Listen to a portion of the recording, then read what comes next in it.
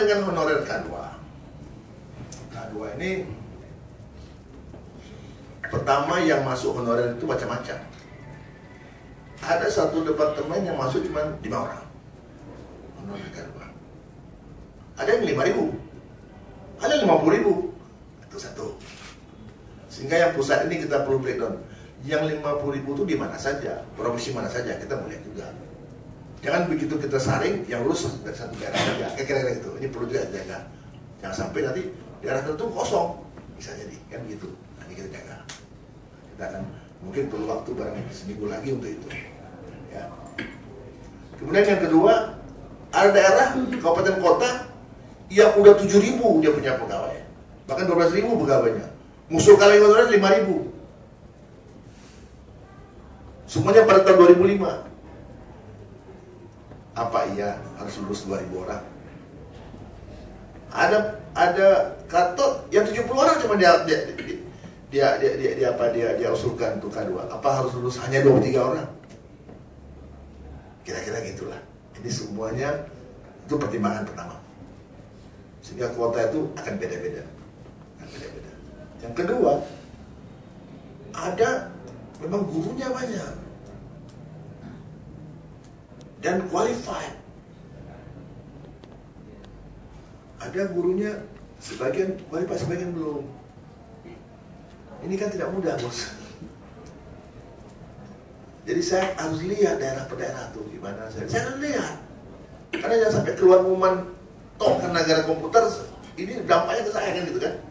Tapi saya nggak tahu nama siapa gitu loh. Saya nggak tahu namanya siapa. Jadi by blog saja. Masalah problem gitu. Jadi rencana kita memang DPR katakan tanggal 5 besok. Jadi pusat. Besok. Saya udah bilang DPR mungkin nggak semua, tapi udah mulailah kita sebarkan. Saya juga akan lapor sama pimpinan presiden lah, lapor keadaan seperti ini kan gitu kan. Ini kan keadaan ini kan bisa diputar kemana-mana. Bisa positif, bisa negatif kan gitu. Nah, honor nggak diangkat juga nggak masalah, bisa diangkat, nggak diangkat semua jadi masalah juga. Diangkat semua nanti ada bupati bilang kenapa diangkat semua, kan udah banyak pegawai, susah kita selesai. Jadi itu pegawai kan, itu bupati yang lama, repot kita. Jadi ini juga sesuatu yang sebagai background berita lah untuk Bapak saya tahu saja berbagai ragam. Nah, jadi sebenarnya yang ingin tercapai apa? Bahwa kita ingin rekrutmen PNS yang berkualitas, terutama untuk guru. Pada saat guru mengajar tidak qualified, tidak cukup qualified, kasihan anak murid.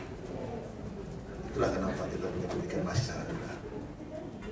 Tapi ada beberapa daerah memang di kepulauan memang pas-pasan. Mungkin caranya Pak Bupati ini kita angkat ya, tapi nanti sekolahkan dulu ya. Ada begitu juga. Kalau kita nggak angkat, tidak pernah ada guru di situ, karena orangnya nggak masuk ke situ. Nah, jadi ini sangat beragam.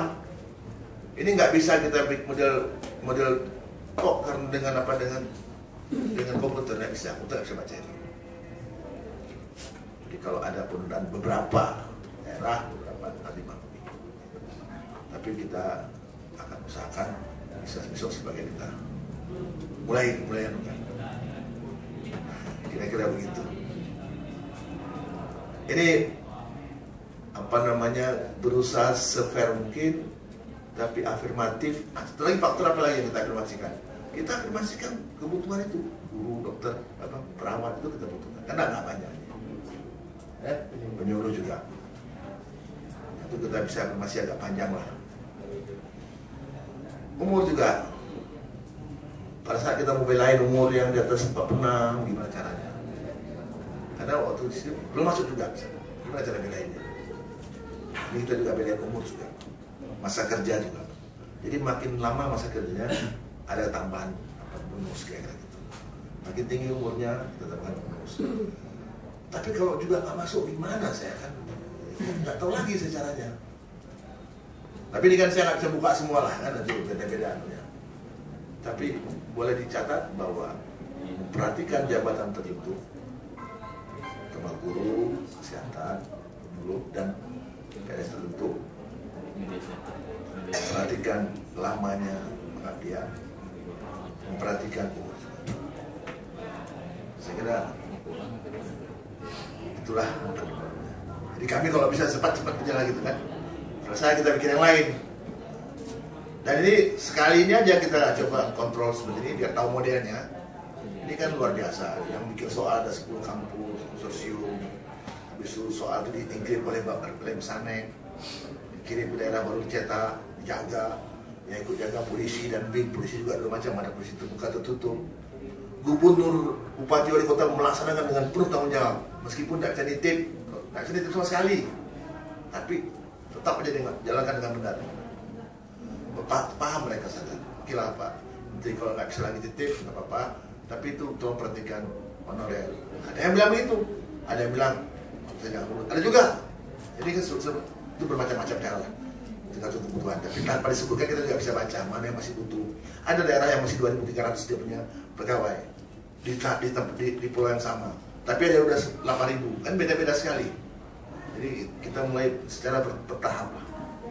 Nah, kemudian yang berikutnya, ini persoalan udah lama, manajemen seperti udah lama. Jadi kalau kita mau perbaiki sekaligus nggak bisa, dia mesti.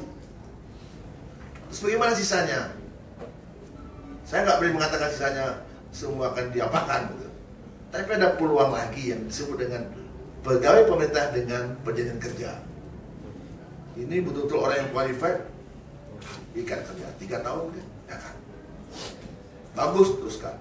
Ini juga penting, terutama daerah remote ya, yang nggak ada pegawai yang diangkat. Diangkat pegawai baru, setahun pindah-pindah. Ini juga solusi untuk daerah-daerah tertentu supaya orang mau kerja 5 tahun, 3 tahun rencana. Atau orang yang sana yang belum terangkat dengan PNS, kita ikat dengan cara begitu. Sebagian juga bisa menyelesaikan masalah orang terima. Jadi bukan semua anggota dua jadi BPK, tidak, tapi sebagian dapat bisa tarik.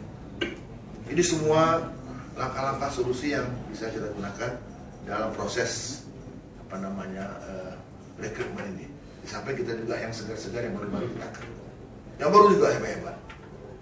Kenapa 1.000 orang, 100.000 orang? Supaya jumlah mereka cukup kuat. Tahun lalu kita terima cuma 13.000, tahun 2012 13.000 ya. Tapi itu tidak terisi semua. Tahun kemarin terangkat sekitar 57 ya, 58, 65.000 kurang 7.000 nggak terisi, 58.000. Tahun ini saya kira-kira 100.000 kalau pendapat semua untuk terkait. Tidak banyak, tapi jumlah mereka cukup kuat untuk bisa membuat perubahan gitu loh. Kira-kira gitu. Contoh-contoh baik akan terasa nanti. Nah, kita kawal terus nih. Sampai nggak abang-abangnya yang sudah masuk dalam 4-5 tahun ini kita kawal terus. Sehingga manajemen PNS ini dengan adanya undang-undang ASN ini hitung kebutuhan, itu syarat, itu kita wajibkan. Sehingga tahun lalu ada 161 daerah tidak mengajukan lagi, ya lebih. Lumayan kan? Ada 100 berapa lagi? 100 lebih lagi kita nggak kasih walaupun dia mengajukan, karena udah 70% belanja pegawai juga ada. Dia bisa terima semua. Itu manajemen pertama. Yang kedua, rekrutmen yang bersih dengan segala perbaikannya. Yang ketiga nanti baru ini kita ikut semua. Jadi nanti manajemen pegawai itu bukan administrasi lagi, tapi manajemen kepegawaian. Manajemen sumber daya manusia. Siapa, di mana sekarang, udah ikut apa saja, dia jadi apa sekarang, udah kelas berapa dia punya tingkat fungsionalnya atau tingkat jabatannya, harus diikuti. Baru kemudian di tempat kita mulai hitung kinerja pribadi, lapor. Jadi bukan lagi kelompok, pribadi, orang per orang harus lapor. Baru kita bisa kesejahteraan yang memadai dengan model pensiun yang baru. Jadi fully funded, rohnya ke sana. Jadi kalau orang cuma membayar pensiun 100.000, ya dapat pensiunnya sudah setengah. Tapi ke depan kalau orang mau dapat uang 10 juta per bulan, pensiunnya kira-kira begitu, ya harus bayar 2 juta 1 bulan. Dari sisa dari gajinya yang 20 juta sekarang diambil 1 juta 1 juta, kira-kira gitu. Ke arahnya ke sana.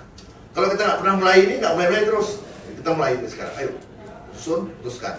Mungkin ada cut off yang masuk lama tetap berlaku yang lama, yang baru kita mulai dengan baru. Itu akan, tapi hanya cuma itu. Mudah-mudahan bisa terlaksana minimal konsepnya di tahun-tahun terakhir ini. Jadi meskipun tahun politik, manajemen SDM nggak usah ikut politik. Jadi kalau ada pensiun bertambah 56 jadi 58, bukan hadiah politik, tapi hadiah kepada PNS yang masih sangat berguna, sangat kuat, sangat sehat. Ada guru yang 60 tahun, tapi ada PNS yang udah S2, udah S3, dia bukan S2, pensiun nomor 56, sayang negara kan, biar 58 ya. Itulah kira-kira. Tapi juga balasannya harus berkinerja yang baik. Apa nggak ada hubungan antara PNS dengan politik? Ada hubungan. Hubungan paling kuat dalam pembinaan PNS itu adalah membina PNS yang bersih dari KKN, bersih dari politisasi, kompeten dan melayani. Nah, dari situlah hubungan politiknya bisa melahirkan masyarakat bangsa yang sejahtera dan berkeadilan. Itulah politik yang paling tinggi, bukan politik sesat.